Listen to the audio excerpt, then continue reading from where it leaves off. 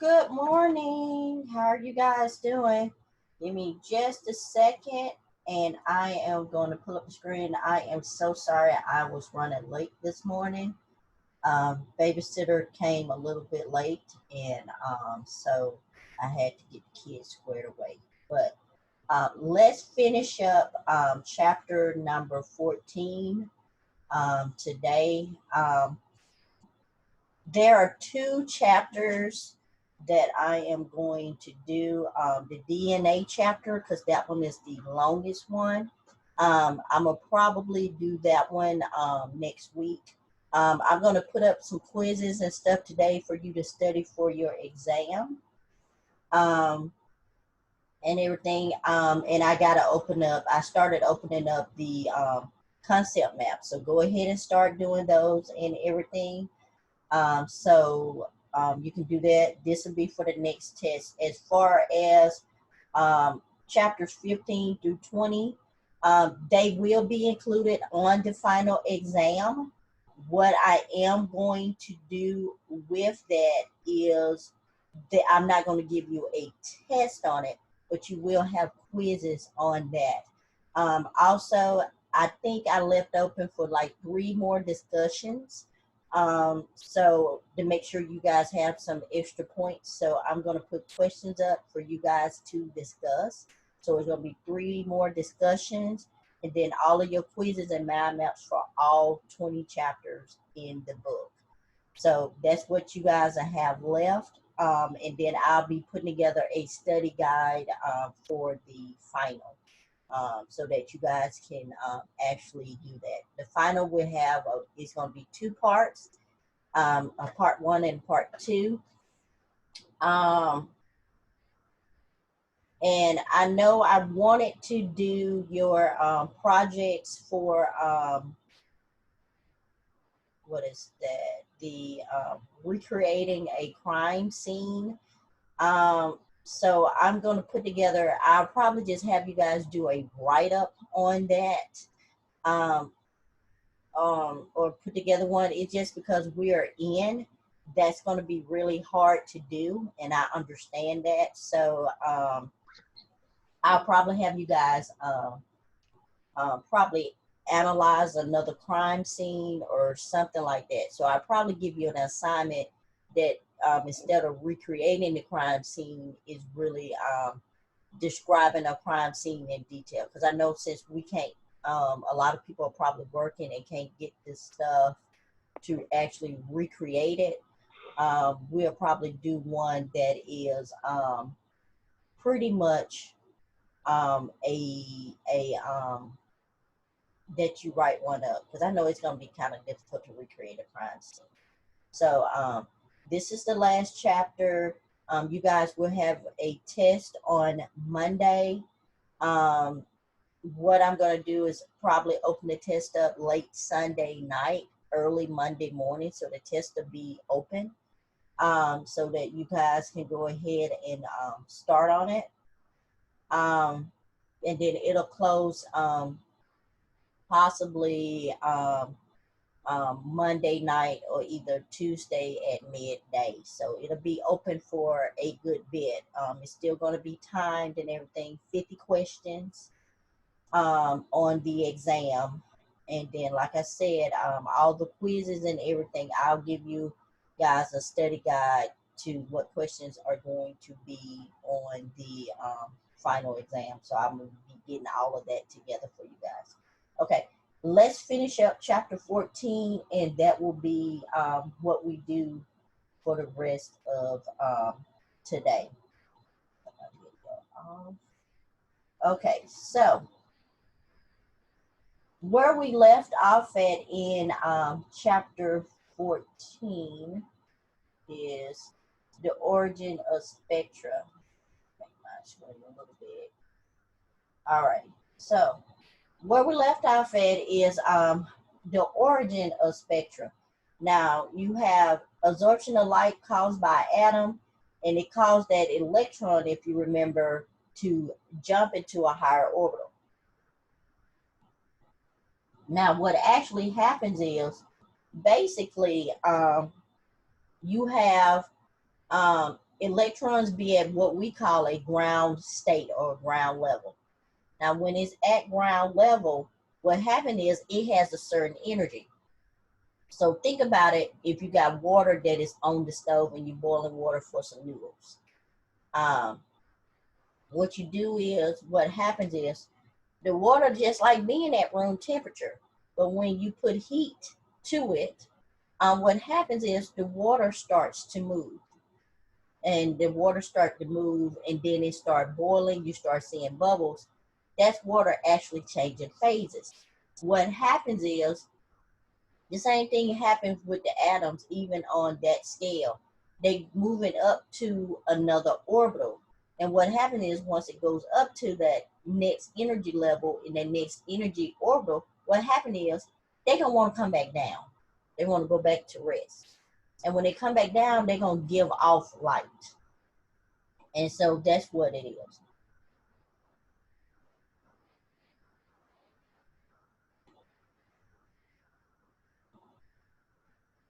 Now they have ICP, and ICP basically put everything in the form of an aerosol and introduce it into a hot plasma. So that's what happened. And they emit these wavelengths. Now, anytime, and I tell all my chemistry students, every element on the periodic table gives off a certain fingerprint. No matter what instrument or type of chemical analysis you put it on, it's going to give you a certain fingerprint. And that's the word I like to use, because every fingerprint has, as we've been talking about, everybody's fingerprint is unique. Same thing with the elements. Every element is unique. And it's going to give off that in the form of light, how it burns, everything. Now, where they use ICP at is using it for mutilated bullets and glass fragments. That's where they like to use them at. Now, what is here is, you got the ions right there. You got a generator, and the sample aerosol is going to go in there between those coils, and it's going to generate, and then those ions going to come out, and you see the plasma discharge. And that plasma discharge is what helps create those ions. Now, we also do what we call neutron chemistry.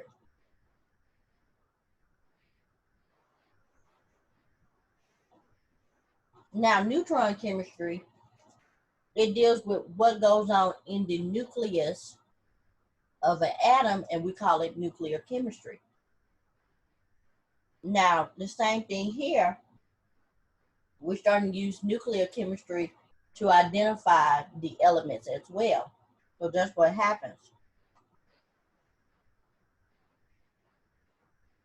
So people are starting to put these mini nuclear reactors, and the nuclear reactor is just a source of the neutrons. So in the atom, you got protons and neutrons that's in the nucleus. On the outside, you have the electrons that are in the orbitals. And like I tell all my students, when it comes to chemistry, the electrons drive the chemistry pretty much all of the time. But you have a lot of stuff that goes on in nuclear chemistry that will help you. And so what they do is they use it for bombarding atoms. Some neutrons to be captured to produce radioactive isotopes. So isotopes mean you have the same number of protons, but you got a different amount of neutrons. So to identify this, it's necessary to measure the energy of gamma rays. Now, there's different types of rays. You got alpha, beta, and gamma rays.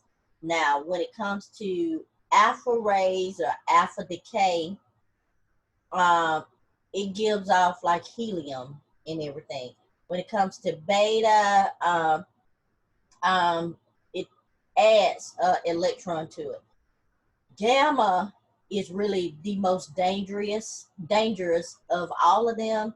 And you guys have heard of Hulk. the Avengers and Hulk, that's where he got radiation poisoning, is from gamma rays. Um, really, gamma rays will really kill you instantly. That will really what will happen if you are exposed to it. Now, what they look at, let's take a look at hydrogen. Hydrogen can have just a proton in there. It can have a proton and a neutron. That's deuterium. And then if you got one proton and two neutrons, it's tritium. So a lot of times with hydrogen being in these perspectives, you can use hydrogen for different things. My uncle in California, he's a retired engineer. He has a car that runs off of hydrogen gas. And so it's very unique with having a car running off of hydrogen gas. They have hydrogen gas stations out there. And so that's where his car run off of. Now, neutron activation measures the gamma ray frequencies of certain specimens that's been bombarded with those neutrons. Now, this method is highly sensitive, it's non-destructive, and if they use this to identify 20 to 30 trace elements. But a lot of times you just need trace evidence in order to prove that something is there or not there. Now, forensic analysis have employed neutron activation to find trace elements in metals. They find it in drugs, paint, soil, gunpowder residue, and hair. Now, you have to have access to a nuclear reactor. So it's limited in value because nuclear chemistry can be so dangerous. People don't have that much access to it, but sometimes you have to in order to find out that trace evidence. And so right here, this is what you see. You got your neutrons, they're being bombarded to the atom. And then when they bombard, what'll happen is some of them will get absorbed in. You see a few of them come out. Then the gamma rays, and you see the atom there, and then the gamma rays is going to come off of that atom, and then it's going to be detected. So you're going to see that in each energy associated with that, you're going to see a different type of energy. So you see one energy, you see a different energy and everything. And so it's going to be giving off that specific type of energy. So that's what you see, and you can get that from Geiger counters and other type of instruments as well, to a certain degree, just a little bit, but not much. Now, what about other things that you look at a crime scene? You can look at paint.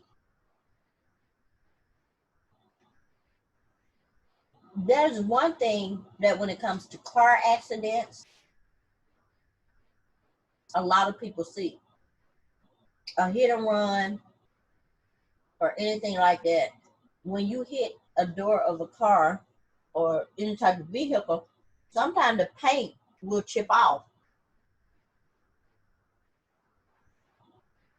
And so in the crime lab, they look at paints that come off of cars. That's what they look at.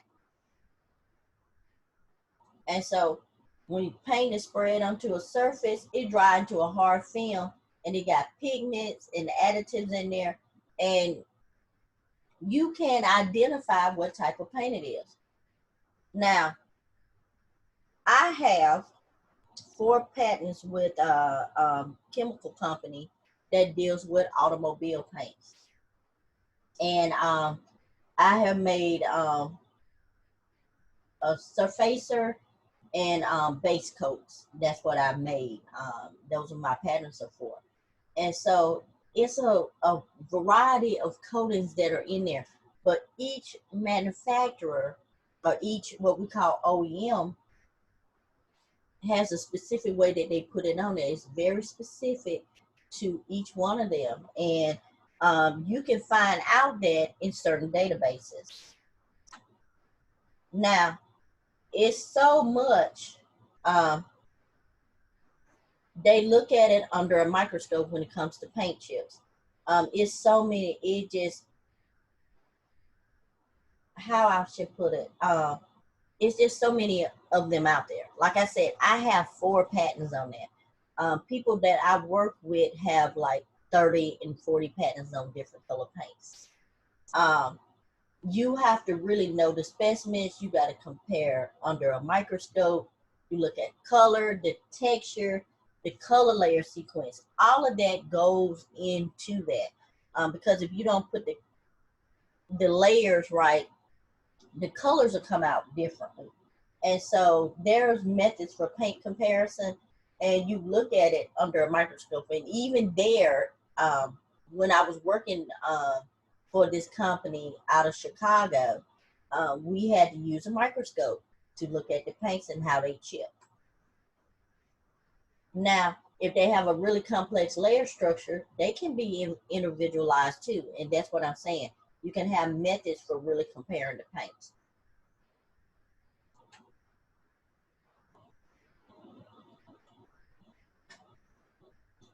And two of the things that they look at is pyrolysis, gas chromatography, and infrared. And so those are 2 of the techniques they look at. You can look at the difference in the binder formations. You can look at the additives that are in the paints, all of that. And you can get that from GC and IR. And that's basically what it is. That's our main way of comparing them as well. And so they have this, like even when we making the paints, those are in the lab, but they have them in crime labs as well.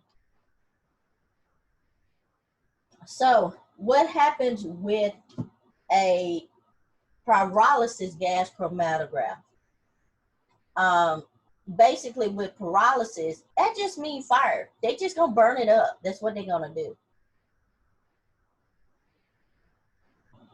So basically they're gonna take the sample, it's a gas, they're gonna put it in there. That gas is gonna ignite it, and it's gonna go through the column and come out on the detector, and you're gonna get they call it a pyrogram. Or so that's what you're gonna get. And I mean, it's really simple. It's not anything hard about that. That's what they do. I've worked on several of those when I was creating my different paint colors. Now, solid materials such as paint, you have to heat it to high temperatures so they can decompose into gaseous products to go through the GC column. So that's what they have to do. They have to burn it so that those gases can come out.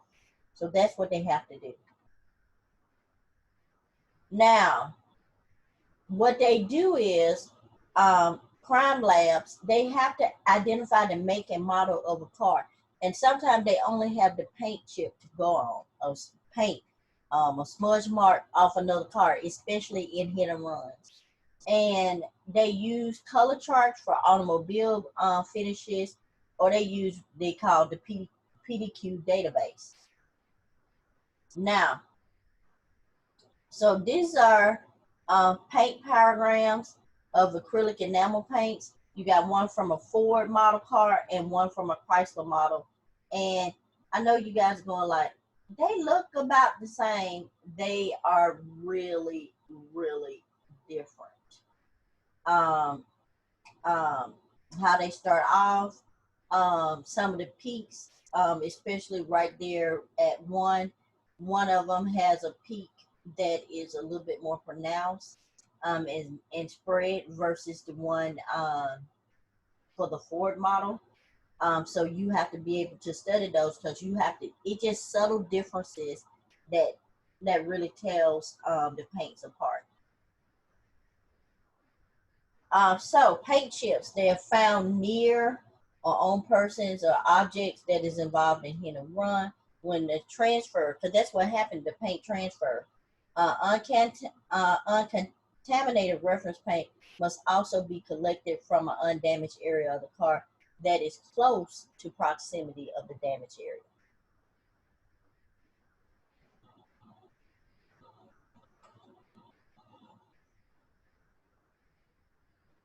Now, how do they store these?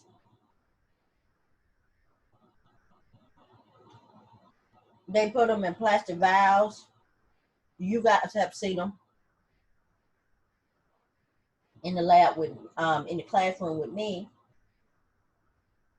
You put them in glass, and that's great for storing them. Paste mirrors are embedded, requires the whole item to be packaged and sent to the laboratory. So sometimes if it's on clothing, you have to send all the clothing. Um, but if it's in a hit and run car, basically they're gonna chip off pieces of the paint and then send that.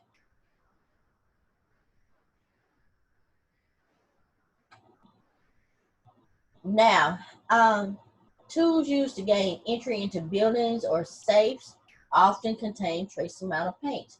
You have to collect that tool along with reference paint sample.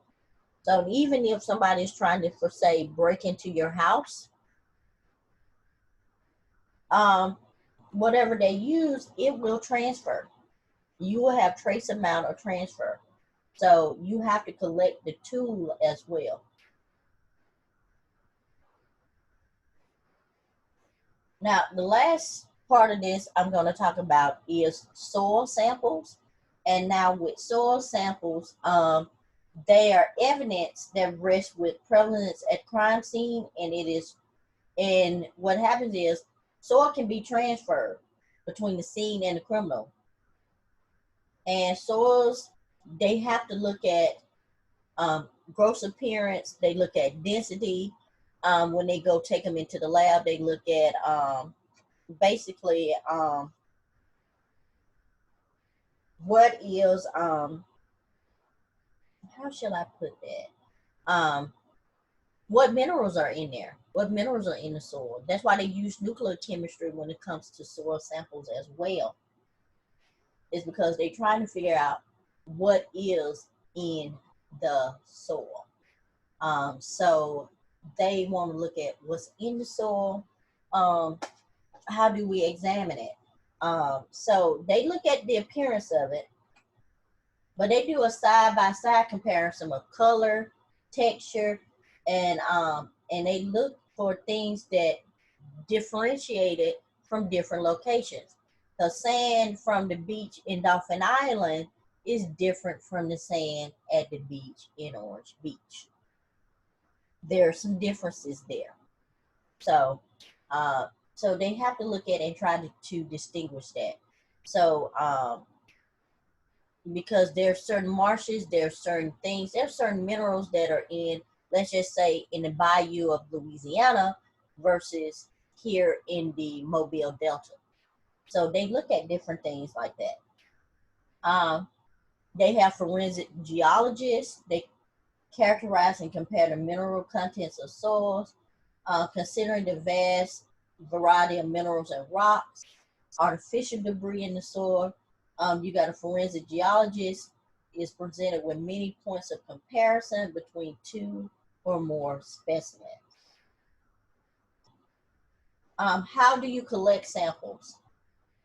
Uh, Soil samples are collected at various intervals within a 100-foot radius of the crime scene, as well as the site of the crime scene for comparison to the questioned soil.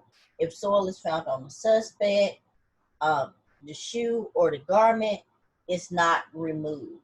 So that's what they don't do. They don't remove it. They wrap them, each object, they take it to the lab. That's what they do. And pretty much um, take it to the lab, and then they examine it from there. Um, this is all for chapter number 14. Give me just a second. I am going to look at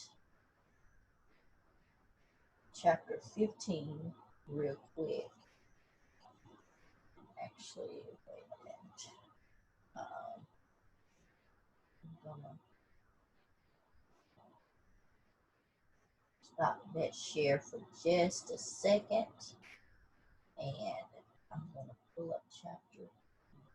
I did not mean to do that.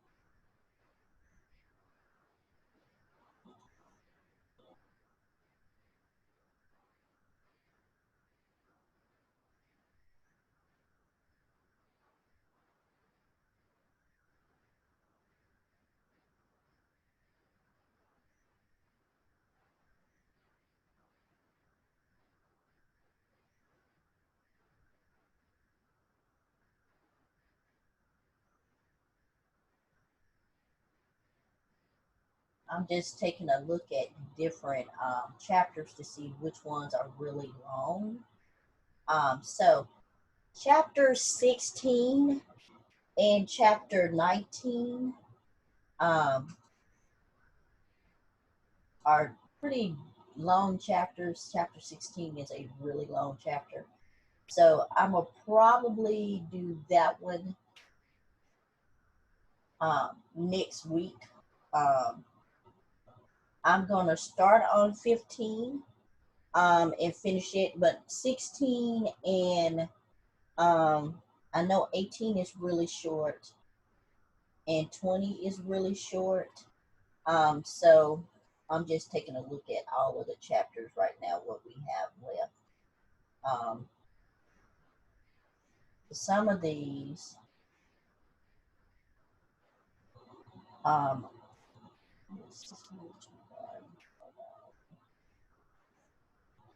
chapter 18 and chapter 20, I'm going to probably pre-record those. And what I'm going to do is I'm going to go over chapter 15 and probably pre-record. I'm going to do chapter 15. So I'm not going to start on it today, so don't worry, because I know this is the rest for your test. But chapter 16, 15 and 16 are definitely chapters I'm going to go over. The rest of the chapters I am going to pre-record and post them up on the YouTube site. And you can go over there. Chapter 18 and chapter 20 will probably be together because they are very short chapters, or I'll keep them separate. So I'm going to go ahead and pre-record those. But chapters 15, chapter 16, those two chapters, I'm looking at which ones. They are very long chapters, and I'll make an announcement about it. So we're going to do that. I'm going to go ahead and get off and go ahead and put the rest of while I got time and while this video is converting, I am going to put the rest of open up the rest of the concept maps for you guys. I'm going to do some quizzes real quick between two classes so you guys can have those and put your discussion questions up. So this morning, you're going to see a few of your assignments that's going to go ahead and pop up for you guys on Canvas. So I'm going to go ahead and do that this morning. I got your test sitting right here, right beside me. I just need to put the grades in for exam 2. So they sitting right here. I'm going to slide those on in. So I'm going to get off.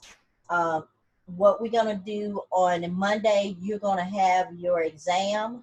And then Wednesday, I'll get started probably Monday on 15. I may just go ahead and pre-record it. Like I said, I will send out an announcement.